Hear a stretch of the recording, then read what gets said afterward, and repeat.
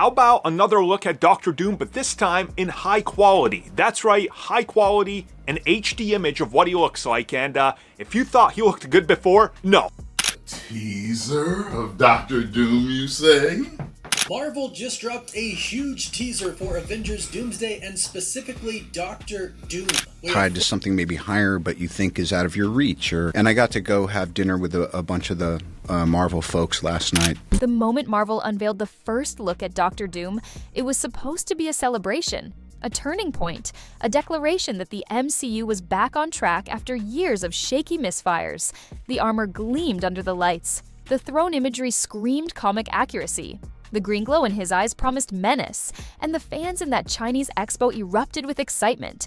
For Marvel, this was meant to be the dawn of a new era. But behind the curtain, Robert Downey Jr. wasn't celebrating. Reports say he looked at that reveal and hated it, not because of the design itself, but because of what it represented. Another desperate attempt by Disney to paper over cracks that were already splitting the franchise in half. In his eyes, Doom wasn't the savior of Marvel. Doom was the cheap distraction, a smokescreen to cover a deeper crisis that was eating the studio alive. And that's when the real storm began. The man who built the MCU, the man whose name alone carried billions at the box office, had finally had enough. Robert Downey Jr. didn't just shrug at Doctor Doom's first look, he quit the next Avengers Doomsday role, he slammed Disney executives in explosive calls, and left the CEO in panic mode. Robert Downey Jr. Doctor Doom reshoot situation that caused another actor to speak up, become very vocal, and it led to a confrontation on the set of Avengers Doomsday. Ever since Robert Downey Jr. got announced as Doomsday at Comic-Con, that movie had seemed to be Marvel's comeback. They were getting all the names, every cameo involved to make a big fuss about it, to the point where this thing might take $1 billion to break even. This wasn't Iron Man talking. This was Downey ripping off the mask, spitting out the script, and torching the empire that had tried to use him as their shield. The crowd at the Chinese expo couldn't believe their eyes when Marvel pulled back the curtain on Doctor Doom's new design. The armor was polished to perfection, the hood draped just right, the glowing eyes looked ripped straight from the comics. It was everything fans had been waiting for, a sign that Marvel finally understood. Accuracy mattered. For a moment, the hype was real. People cheered, phones lit up, hashtags trended across the globe. But away from the staged lights and rehearsed applause, Robert Downey Jr. wasn't smiling. Insiders say he hated what he saw, not because Doom looked bad, but because the reveal felt like a trick, another marketing ploy to distract from a franchise in crisis. Disney wanted fans to focus on the shiny mask, but Downey saw what was really happening behind the scenes, a desperate studio pushing out a villain reveal to buy time while the MCU collapsed around Doomsday. it. Captain America Brave New World suffering massive drops and losing money, Thunderbolts losing millions despite great reviews, and Fantastic Four First Steps collapsing at the box office. Marvel need a win. This much money, you get the most talented people to be the most organized and have everything sorted so that you know you've got a guaranteed banger. Well, unfortunately, this is Disney Marvel and we have to deal with reality. And the reality is that Doomsday is in so much trouble just from its creation. This thing has more red flags than China. That's why the first look turned sour. For fans, it was exciting. For Downey, it was insulting. A slap in the face after giving more than a decade of his life to build Marvel's empire. Instead of honoring that legacy, Marvel was trying to rewrite it, turning Doom into a cheap stand-in for Kang, rewriting entire arcs to cover mistakes, and hoping nobody noticed. Downey noticed, and his silence after that reveal spoke louder than any cheer inside the expo. But the reveal was only the spark. The fire came when Disney tried to drag Downey into their biggest failure yet. Ironheart was supposed to be Marvel's crown jewel, the spiritual successor to Iron Man, a teenage genius stepping into Tony Stark's shoes. Critics wrote glowing pieces about representation, executives bragged about a new era, but audiences didn't buy it. Streaming numbers cratered, viewers tuned in only to mock it online, and Disney found itself sitting on $1 billion disaster that they couldn't spin away with hashtags. That's when the calls started. Disney dragged Robert Downey Jr. back into the fold, not to act, not to create, but to sell, to fix, to plaster his face on interviews and tell fans Ironheart was worth watching. They wanted him to lend his legacy, his credibility, his heart to a series he didn't even believe in. For Disney, it was desperation. For Downey, it was manipulation, turning Iron Man into nothing more than a corporate fire extinguisher. He agreed at first, lightly, hoping a little promotion would be enough. But then the demands grew. They wanted more appearances, more sound bites, even personal statements defending Dominique Thorne's Riri Williams. They wanted him to confront the backlash head-on, shame the fans, and push a narrative he knew was fake. That's when his loyalty cracked. After years of protecting Marvel, he saw the Empire for what it had become, a corporation willing to sacrifice his legacy for one failed show. And that's when Robert Downey Jr. finally snapped, leading to the confrontation that shook Disney to its core. The breaking point came in a heated video call. Robert Downey Jr. staring into the screen at Disney and Marvel executives, voices tense, contracts on the table, Ironheart numbers flashing on the slides. Sources say his disgust was written across his face. This wasn't the charismatic Iron Man charm fans knew. This was raw anger, the kind that had been building for months. They told him to play along, to smile for the cameras, to make one more round of statements defending Marvel's choices. But this time, he didn't hold back. Reports claim he snapped with words nobody expected to hear from the man who once defined the MCU. "I won't play this FKN role." Those weren't lines from a script. Those were Downey's unfiltered feelings, directed straight at the Empire that tried to use him as a shield against fans. The fallout was immediate: canceled appearances, tense silence across Marvel's offices, executives scrambling to contain the fire. Insiders say Bob Iger himself was briefed within hours. Disney's golden boy had just declared war on the very studio that turned him into an icon. The mask was off, the gloves were gone, and suddenly Marvel's biggest weapon had become its loudest critic. And if Disney thought this was just a tantrum, they were wrong, because the storm was only beginning. The clash with Robert Downey Jr. didn't happen in a vacuum. It was part of a much bigger pattern. Disney has been running the same playbook for years.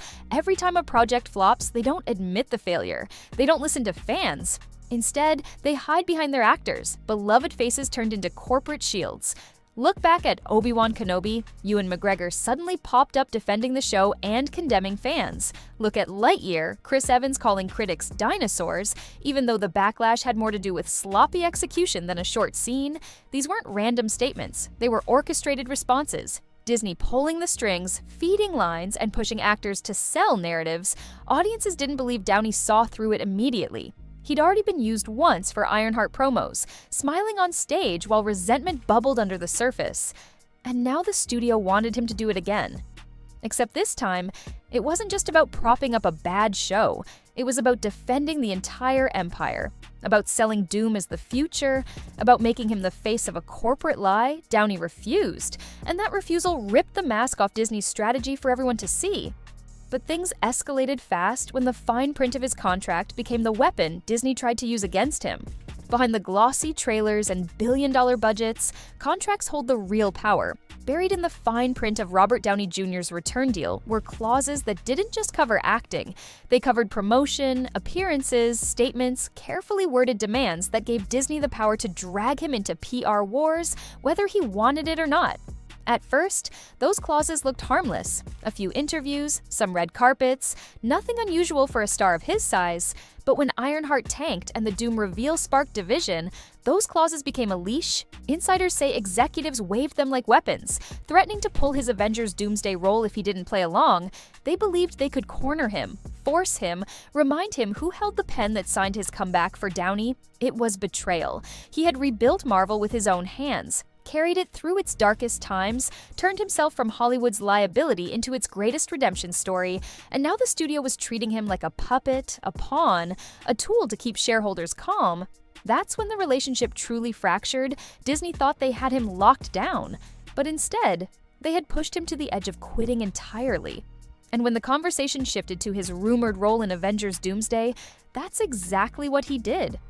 For months, the internet had been buzzing with the wildest rumor of all. Robert Downey Jr. wasn't just coming back to the MCU, he was returning as Dr. Doom. The twist was brilliant on paper, the man who built Marvel becoming its greatest villain. Fans argued, debated, some loved it, some called it lazy, but everyone was watching. The hype around Avengers Doomsday lived or died on Downey's involvement. At first, he was intrigued. Insiders say he liked the idea of playing against type, of shocking audiences with a darker role. It was the kind of reinvention any actor dreams about. But Disney poisoned the deal, attaching strings, demanding he promote Ironheart, defend the direction of the MCU, sell fans on Doom's reveal as if it were his own creation. They wanted him to earn their trust while they cashed the checks. That was the final straw. Downey quit negotiations, flat out, leaving the biggest Marvel project in limbo. Insiders claim executives went into panic mode. Bob Iger personally briefed on the fallout. Disney's so-called savior walking away from their comeback plan. Avengers Doomsday was supposed to be the Empire's reset button. Instead, it became the symbol of its collapse, all because one man refused to play their game. And without Downey, the cracks that had been hiding under the surface of Marvel suddenly split wide open for years. Marvel's failures piled up one after another, each one a warning sign the Empire refused to see. Eternals confused audiences and critics pretended it was genius. Thor, Love and Thunder turned a god into a parody. Ant-Man and the Wasp. Quantumania collapsed under CGI chaos, and the Marvels lost hundreds of millions, the biggest box office disaster in MCU history. Instead of facing the truth, Disney gaslit the fans. Every flop became the fault of toxic viewers. Every criticism dismissed as sexism or racism. They never admitted the real problem. Sloppy writing, rushed characters, and a franchise running on fumes. Robert Downey Jr. watched it all from the sidelines, disgusted at the pattern, knowing that his own legacy was being buried under lazy shortcuts and endless excuses. The Doom reveal was supposed to be different. A fresh start, a villain that could restore the magic, but Downey saw the reality. Another desperate bandage on a crumbling empire. He hated it, not because of Doom himself, but because it represented everything Marvel had become. Cheap spectacle over real storytelling, corporate panic dressed as creativity, and he refused to play along. And that's when the fight shifted from one man's rebellion to a war over legacy itself. Robert Downey Jr. built his career on authenticity. His rise from scandal to Iron Man wasn't scripted, it was real. Fans trusted him because he was honest, flawed, human. When he gave himself to Marvel, he gave everything. His heart, his time, his legacy. So when Disney tried to weaponize that trust, it crossed a line he couldn't ignore. The studio wanted him to shame fans, to promote diversity not as storytelling but as a shield, to defend Ironheart and Doctor Doom's reveal, even when the audience had clearly rejected them. For Downey, it wasn't about politics, it was about manipulation, about a company hijacking his credibility to sell lies, and he slammed back hard, refusing to scold the same fans who had carried him from rock bottom to superstardom. This was no longer about contracts or cameos. It was about principle. Downey stood for honesty, Disney stood for control. The clash became inevitable, and every word he spoke against them carried the weight of a decade of loyalty betrayed. Marvel thought they owned Iron Man, but they forgot the truth. Robert Downey Jr. is more than a character, he's a man, and he wasn't playing their game anymore. And when he walked away, the fallout sent shockwaves across Hollywood. The moment Downey quit Avengers Doomsday, panic erupted at the top of Disney. Bob Iger was briefed immediately, executives scrambled, shareholders worried. Wall Street noticed. The man who built the MCU had just burned the bridge that held it together, and the future of Marvel suddenly looked like quicksand. Other Marvel stars began watching closely. If Downey could rebel, why couldn't they? Whispers spread about contracts, about pressure, about being forced to toe corporate lines. The rebellion that started with one man now threatened to spark across an entire roster. The nightmare scenario Disney never imagined. For Disney's CEO, the panic wasn't just about losing a star, it was about losing control. Downey quitting wasn't just a casting issue, it was a cultural earthquake. Proof that the Empire was cracking from the inside. If the face of Iron Man says enough is enough, what does that say about the Empire he helped build? What does that say about the future of Marvel itself? And the answer came in the most chilling way possible. Through the silence that followed, Robert Downey Jr. hated Doctor Doom's first look, not because of the armor, but because of what it stood for. He quit Avengers Doomsday, slammed Disney, and left the CEO in panic mode. In doing so, he exposed the cracks Marvel had been hiding for years, the gaslighting, the manipulation, the empty spectacle, and he refused to let his legacy be weaponized for a failing empire. This wasn't just Iron Man walking away, it was the man behind the mask tearing down the illusion. For Marvel, it was supposed to be their comeback, their salvation, their reset button. Instead, it became their nightmare, a reminder that no amount of contracts or PR spin can control authenticity, and no actor, no matter how loyal, will sell out their soul forever. The empire that once ruled Hollywood now looks desperate, exposed, leaderless. Marvel's greatest hero has become its loudest critic, and the warning is clear. When Robert Downey Jr. says enough is enough, the world listens, and this time, his rebellion might just be the spark that turns Marvel's Doomsday from fiction into reality.